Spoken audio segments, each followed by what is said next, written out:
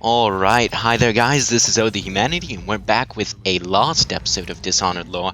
So I went back and watched what I originally recorded for this, and it was garbage. It was back when at the very beginning, the audio wasn't very good. The in-game audio was way louder than, what I was explaining. You couldn't really understand it, and it was boring. It was just me wandering around the level. It wasn't fast enough. And I just wasn't happy with it. So we're re-recording it because this is going to be important for Dishonored 2, because in Dishonored 2 it takes place in Karnaca, not Karnak. I pronounced that wrong in the previous video, but Karnaca in Serkonos, or Serkonos. That's what it is. Anyways, and there's a lot to do with the Overseers, or at least the Ocular Order. I think it's Ocular. We'll find out soon. So, or rather, Oracular Order. Not Ocular, it's Oracular. Anyways, so we're gonna get started. We're gonna start with Granny Rags first, because there's a good chance she'll show up in Dishonored 2. Be careful. You're on your way. Not 100%, but a fairly good chance. Anyways, and she's really interesting, so let's get into that. So Granny Rag's real name is Vera Moray, and you can see a painting of her in the level with Sokolov. I believe I show it off. And essentially, she has a very interesting story.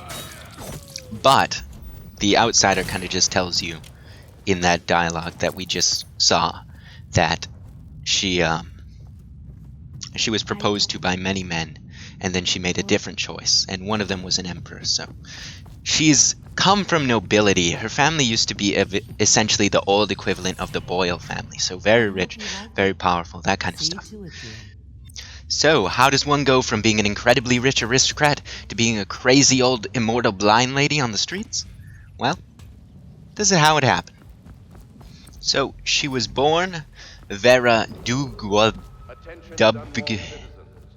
It's like Dubholy or something. I have no idea. Anyway, she was born Vera Dubhoyle, sometime near 1765, and she married Preston Moray in the 1790s, becoming his wife and taking on his last name, which thank God, because it's infinitely easier to pronounce. And so at that time, she was rich. She was comparable to the Boyle family. Now, she was a well-known figure at court. We know this because the outsider just told us that. She received marriage proposals from a great variety of men, including Emperor Alexei Alaskir in 1780. And keep in mind, she marries Preston in 1790. She also personally notes that many of her friends, she was the only one painted by Anton Sokolov. So, there you go. Anton was interested in her. She's obviously got everything together. Because if Anton paints you, you're pretty much, you may as well just die, because, that's the highest.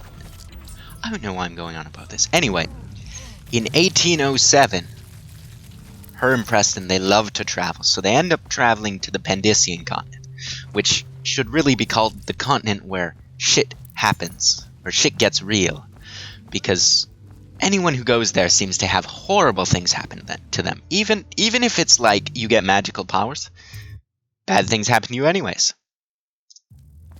So and so she took an interest in the ancient people's art of Pandicia, which was black magic. And Preston took down a lot of this in his notes. And one of the really interesting things that she figured out is she ended up binding her soul to her necklace, or her cameo. And this is how she achieved immortality. And so you'll see it in the Slackjaw scene, is he'll tell you it's her cameo, and he'll essentially give you the secret to her immortality in that scene if you get to that point where Granny Rags kind of has him in a tub. It's towards the end of the game. Anyways, that happens. But so she's on Pandicia. So while she's investigating this kind of stuff, in Pandysia about kind of the people there and stuff, she meets the outsider, and he gives her her powers. She goes insane and blind. And a couple years later, she ends up killing her husband, and essentially uses his bones to make ruins and whalebone stuff.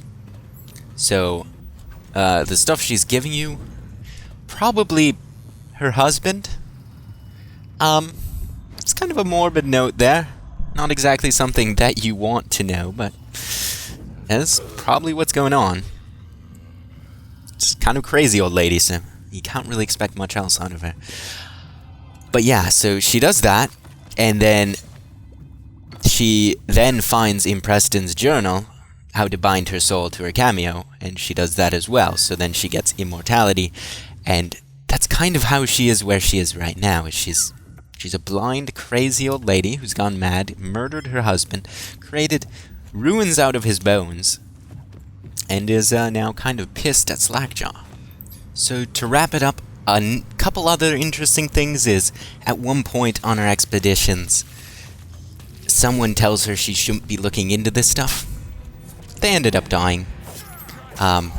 They said it because they didn't think it was seemly of a woman, so I guess they had it coming to them anyways, but whatever.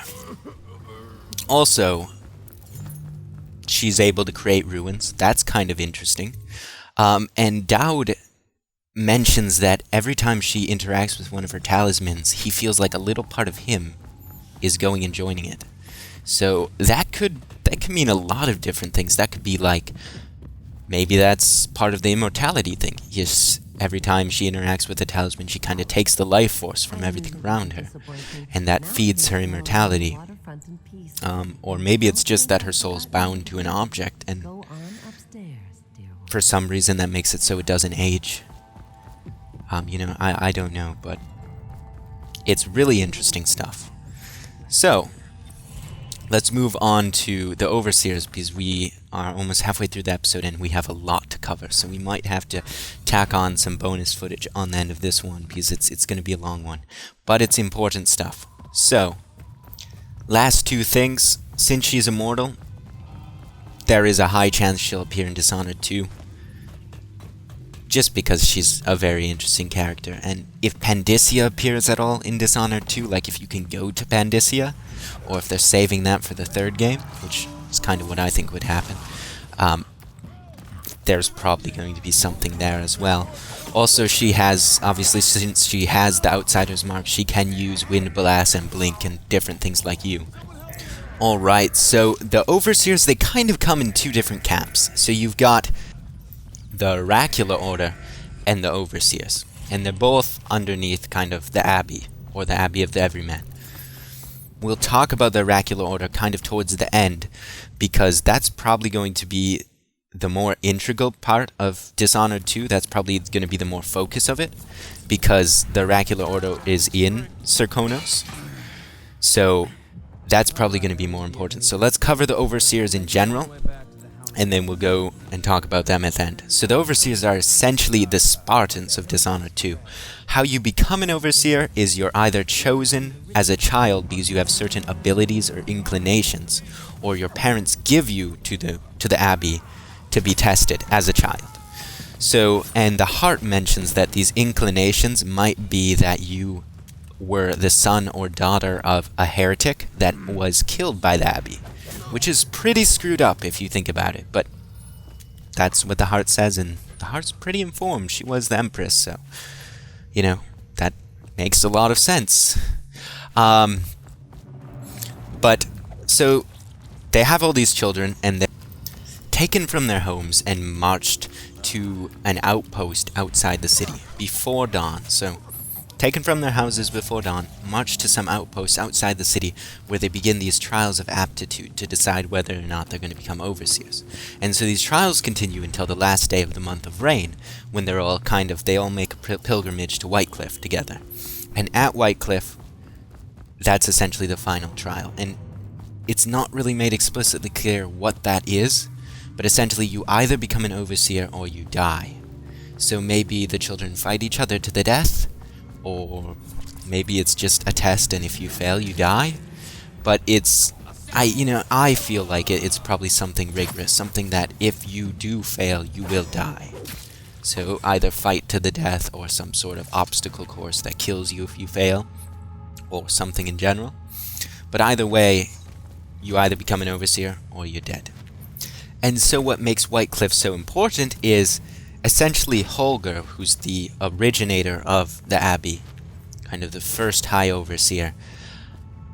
Whitecliff used to be a place where there were a lot of outsider thralls, there was witches, black magic going on, and he led all the not the outsiders, but the overseers to fight against them, and they cleansed the entire area. So Whitecliff is kind of this pinnacle, and Holger dies during this battle, but it's kind of this pinnacle of their accomplishment, is they managed to cleanse this huge amount of heretics.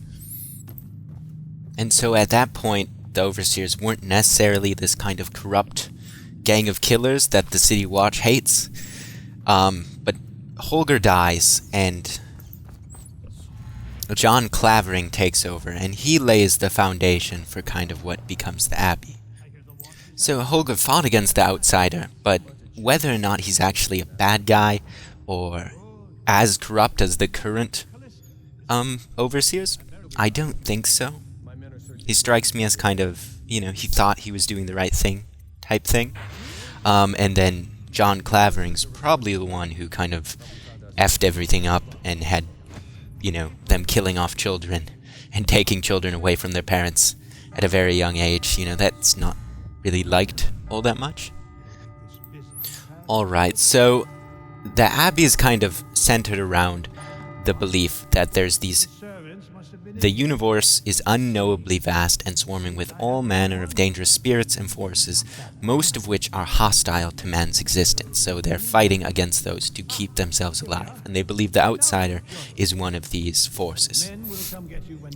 So the primary goal of the Abbey is to stand against the outsider, but it also does civil matters, they officiate marriages, they regulate the Isle's calendars, and the Fugue Feast, which the Fugue Feast is essentially one time a year, there's no rules, and you can just go and sleep with anyone, you can kill anyone, that kind of thing, for one day, and the next day you just forget that it ever happened.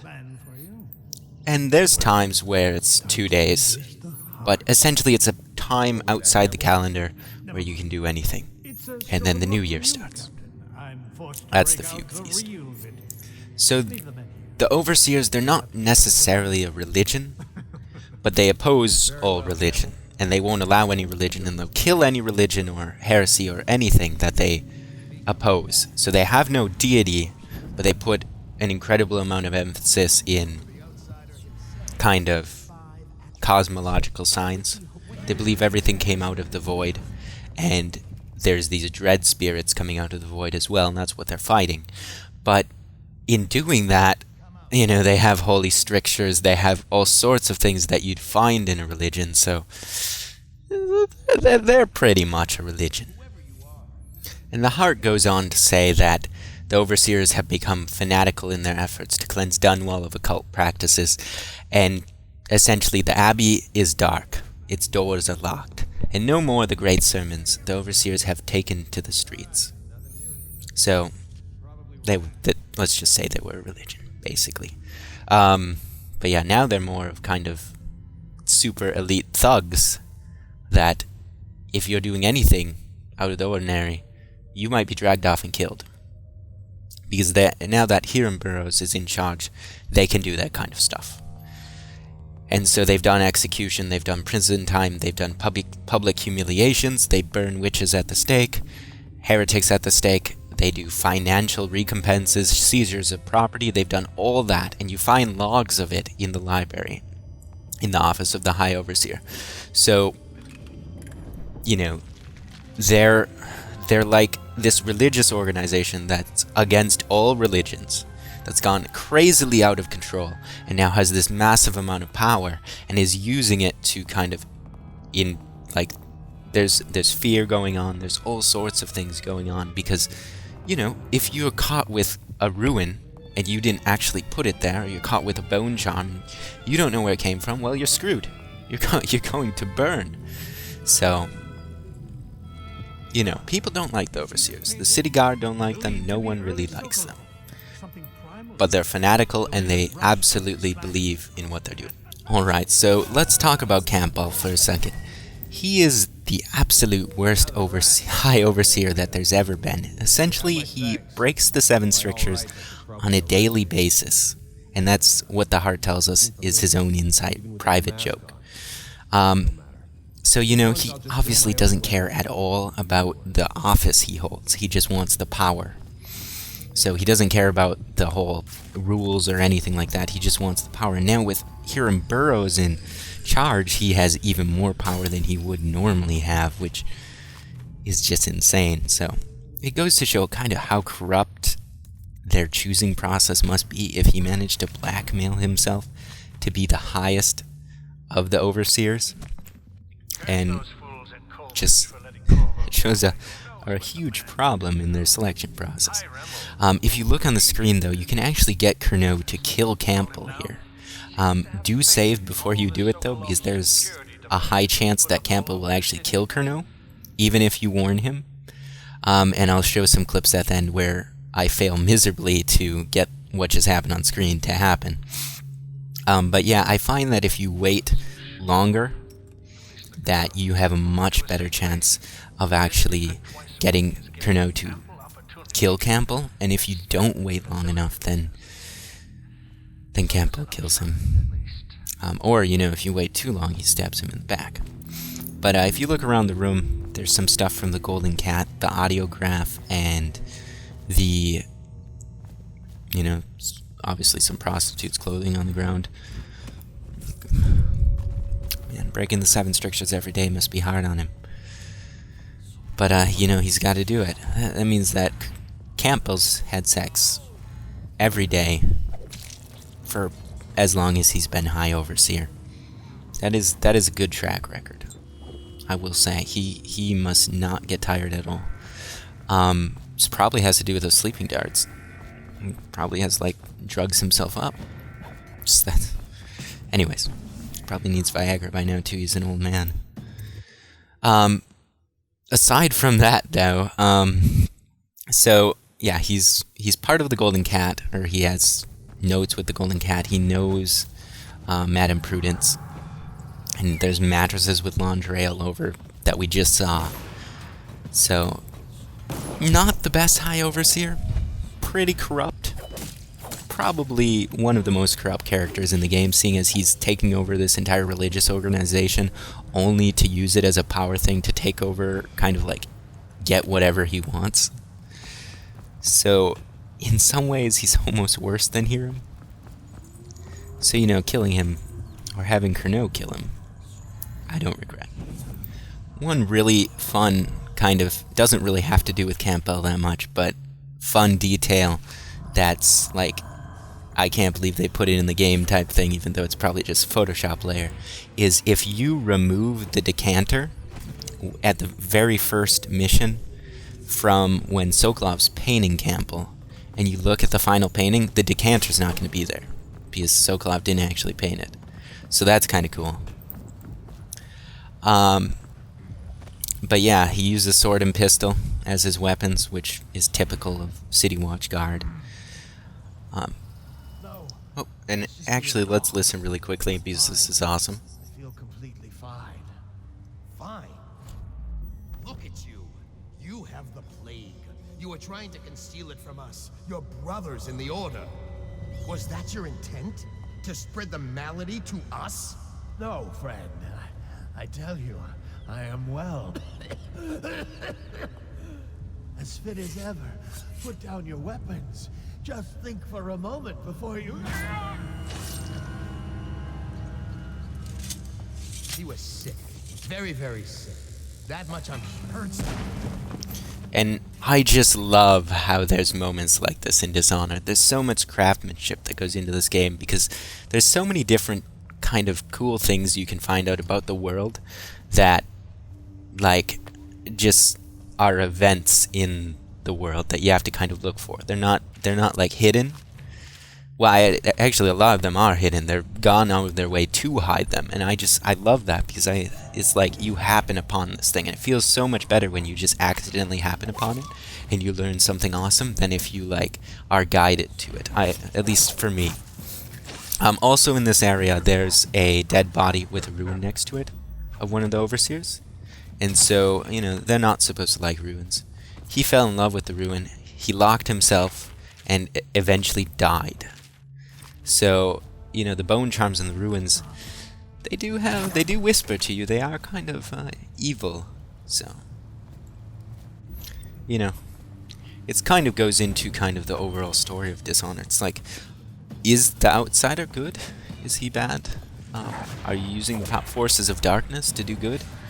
Is there good?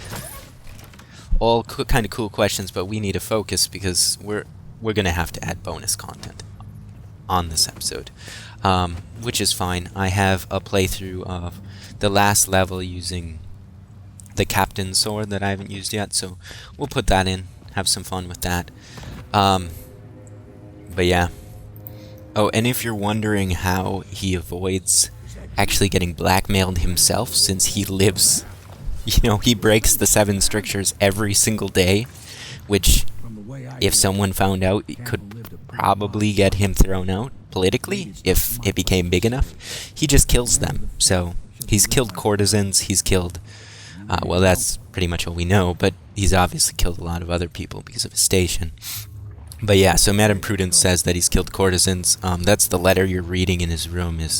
She says, next time don't kill them, call me and I'll deal with them. Because, it's, when you're Madame Prudence and your people are being killed, it's not necessarily, well, it's kind of easy because you're getting them from farming villages in the outskirts. You're just pretty much sex trafficking, essentially, is what Madame Prudence is doing. Which is kind of horrible. It's not exactly, it's probably expensive to do that. So, she doesn't like it when her prostitutes are getting killed. Just saying. And so one really interesting thing you can do is if you use the Heretics brand to get rid of Campbell, he'll actually write a letter explaining what, like you'll find him later on in the game as a Weeper, where you get Corvo's gear in the flooded district, and he'll actually write a letter explaining kind of his last moments before he goes insane from the plague. And so let me see if I can read that real quick. So, curse that fool here in Burrows, the Lord Regent, my lily white bonnet. Wow. Alright. Lord Regent, my lily white bonnet. We almost had it all. Now I wear the Heretics brand for a short remainder of my days. The Heretics brand of all things. I should have banned this ritual, but in truth I plan to use it against a few undesirables, should the need arise. Perhaps even Hiram. So he meant to use the brand on Hiram because obviously Campbell's not the kind of person that's just going to sit around and not be the leader of everything. He's going to try to, Now it's all lost. When I spy on my own reflection in the puddle of filthy water, I see failure burned into my face. I am cast out, and now the plague is upon me. Already the fever grows, and my thoughts are as slippery as hagfish. It won't be long before I'm drooling, moaning, and bleeding from the eyes. Last week I was sipping fine Tivian wines and enjoying the comforts of rightfully afforded to my position, which is absolute bullshit. But whatever. Within the abbey. Today I sleep in filth, lost in this bleak, destroyed district. In my mind, if my mind is going to rot away, then let these be my last words, the final coherent thoughts of Thaddeus Campbell, a great man, a voracious lover. That is absolutely true. If he had sex every single day since he became a High Overseer, that I can't disagree with that at all. Of life in all its flavors and odor. Okay, so that's obviously to each flavors to the wine and odors. Yeah, anyways. And once High Overseer of the great capital city of Dunwall itself, from the blackness of the void I fling curses upon the head of Corvo Antonio. It is he who cost me everything I held dear. May flies nest in your eyes, Corvo, and may all your desires come to ruin as you have ruined mine. Thaddeus Campbell. And don't think Interesting note about the letter, he's gonna blame Corvo whether or not you were detected. So even if he doesn't know you did it, he's just gonna blame you. So what that means, you could take that multiple ways. So you could say, well, it was just, you know, a gameplay. They had to do it. They didn't want to write a separate letter, even though they made a separate painting. Although I guess, you know, Photoshop layer or whatever. But it's just funny that essentially, you know, I take it kind of as no matter what's going to happen, he's just going to blame it on whoever he thinks it was. And even if it wasn't you, he's just going to blame you because you're essentially the scapegoat of the game. That's what you represent to everybody, it seems like. You're everyone's scapegoat. You're used by everybody. Alright, and that's pretty much it for Campbell, so let's move back to kind of the Overseer's structure and stuff in general. So when a High Overseer dies, essentially all the leaders, the high kind of, you know, the Senior Overseers, Vice Overseers, various Enclaves, Senior Sisters of the Oracular Order, and the High Oracles, they all kind of get together and they decide who's going to be the next High Overseer. And this is called the Feast of the Painted Kettles. After they deliberate and who just decide, there's something called the Dance of Investiture commences, and that's where the High Overseer eventually, you know, essentially is coronation. He's also responsible for getting you the key to your cell, so that you can escape at the beginning of the game, which is awesome. So one of the main ideas and kind of their rules are the 7 strictures. And so these are kind of the 7 rules that every Overseer has to follow. And so I'll read them off to you guys. They're books kind of strewn throughout the game. So some of them are in the Knife of Dunwall as well. So you kind of find each one as you go. Wandering gaze. Restrict the wandering gaze that looks hither and yonder for some flashy thing that easily catches a man's fancy in a moment, but brings calamity in the next. For the eyes are never tired of seeing, nor are they quick to spot illusion. A man whose gaze is corrupted is like a warped mirror that has traded beauty for ugliness and ugliness for beauty. Instead, fix your eyes on what is edifying and to what is pure, and then you will be able to recognize the profane monuments of the outsider. Second one is lying tongue. Restrict a lying tongue. That is the spark of in a man's mouth. It is such a little thing, yet from one spark an entire city may burn to the ground. Probably because they actually started burning it to the ground, since they're the ones... Never mind. Anyways, the father of a lie will suffer a punishment compounded by each person relayed it. Better to live a life of silence than unleash a stream of untruth. The echoes of lies come back as the voices of the outsider.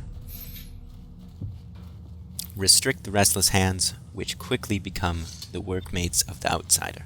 So they really hate the outsider. Unfettered by honest labor, they rush to sordid gain, vain pursuits, and deeds of violence. Of what value are the hands that steal and kill and destroy? Instead, put your hands to the plow, the fork, and the spade. For even the lowliest labor, that is rigorous, squeezes the muscles as a sponge, rinsing impurities from mind and body. 4 is roving feet. Restrict roving feet that love to trespass. They pay no heed to the boundary stones of other men's fields. They wander into foreign lands only to return with their souls blackened by iniquity. Where have you strayed? That destruction now comes behind you. Would you walk across burning coals or broken glass? Then why do you prowl into the homes of the honest, or into the dens of hidden things? For the result is the same. You will fall into the void. Alright, and it goes on like this. I'm just going to read them off because they get kind of boring. So there's rampant hunger, which essentially is gluttony, right? So rampant hunger, interpret, will rise among you, and devouring everything wherever they go, even filth. And then, you know, what goes into your body is poisonous, that whole idea. There's wanton flesh, which is essentially lust. And so there's no quicker means by which a life can be upheaved and sifted than uncontrolled desire. What avail is the concourse of a prostitute? Right, so You kind of get that idea. And then errant mind, which is, essentially focusing on something else. So, can two enemies occupy the same body? No, for the first will direct it away, and the second another, until they stumble into a ditch. Its neck is broken. Likewise, two contrary thoughts cannot long abide in man's mind. So essentially a way of keeping them from committing heresy by not actually reading anything outside of what they believe and only focusing on what they believe, so that there's no doubt in their mind that what they're doing is correct. That way they can carry out these atrocities without actually questioning that they're doing anything wrong, because they don't know any better. They've never actually read anything else. They don't have any other ideas in their head. They just have what they've been taught. And so we can't really blame the overseers. They've been taught since they were children that this is what they're supposed to be doing. And so they don't know any better. Which kind of goes into a whole commentary on religion in general, but let's not go there. Because, religion does good things and bad things. Anyways, let's not go there. But anyways, yes, so it's interesting stuff, fun stuff, scary stuff, everything in between. But it's interesting because essentially their way of life is built out of this fear of the void. And so that entire fear is what's built this entire system that essentially kills anyone that's remotely close to what they think the void is. And so that's interesting to think about.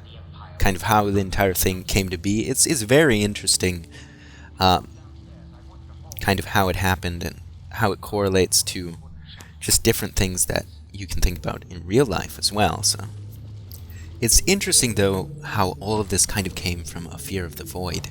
Because essentially, they're afraid of the void, and then they make all these rules and stuff to kind of, if you're remotely close to the void, well, you're killed. So then nothing can hurt them because they're just killing everyone that's even remotely close to the void. So, it's just interesting to think about. Interesting how that kind of formed this whole kind of really strict structure and whatnot. But let's talk about the Oracular Order, because we really need to do that.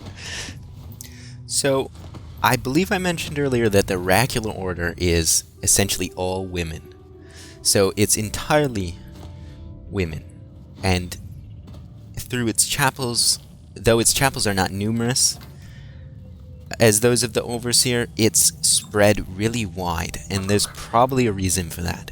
And so that's why it's in Crystal and Serkonos, and that's probably why it's going to have a lot to do with Dishonored 2.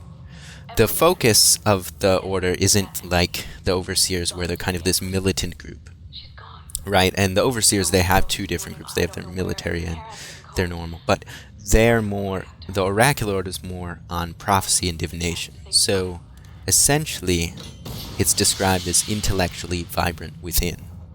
So the true culture surrounding the Order remains secret to the non-initiated, though it is believed that the sisters have prophetic visions which guide the Abbey of the Everyman. So they're kind of like the brain of the operation. At least it seems. So maybe, it's interesting to think about how that would actually affect the Abbey. Like, is the High Overseer in charge, or are the Oracles in charge? Because there's a High Oracle as well. And so they're intellectually curious and ruthlessly analytical. So the women spend their time studying history and politics, using knowledge they have gained through their academic pursuits to make decisions, as well as enriching their understanding of the topics. And so another interesting thing is it's suggested, so this is somewhat speculation maybe, that the oracles in the Order, or the Oracular Order, are blind, that they can't see. So they're literally blind.